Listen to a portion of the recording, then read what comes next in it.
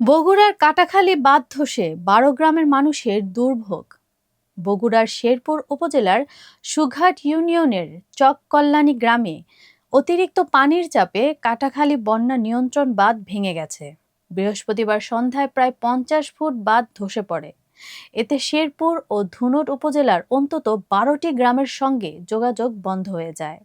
ভাঙনের ফলে চকধলি, চককল্যাণী, কল্যাণী জয়নগর, জয়লাজুয়ান, বেলগাছি, জোড়গাছা, আওলাকান্দি, পেচিবাড়ি, জালশুকা, বিশ্ব হরিগাছা ও ভ্রমণগাথী গ্রামের মানুষ চরম দুর্ভোগে পড়েছেন।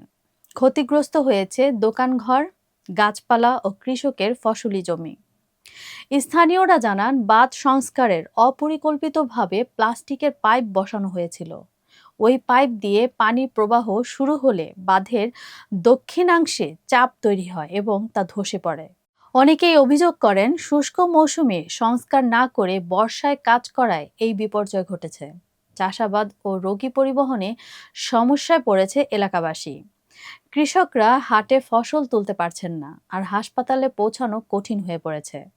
স্থানীয়দের দাবি, এখানে একটি সুইচ গেট নির্মাণ জরুরি, যার দাবিতে পূর্বে মানববন্ধন করা হলেও এখনও কার্যকর কোনো উদ্যোগ নেয়নি পানি উন্নয়ন বোর্ড। শেরপুর উপজেলা প্রকল্প বাস্তবায়ন কর্মকর্তা আব্দুল জব্বার বলেন, কাবিটা প্রকল্পের আওতায় ২ কিস্তিতে ২,৪০,০০০ টাকা বরাদ্দ দেওয়া হয়েছিল। এর মধ্যে ১,৪০,০০০ টাকা খরচ হয়েছে এবং তিনি অনিয়মের অভিযোগ অস্বীকার করেন।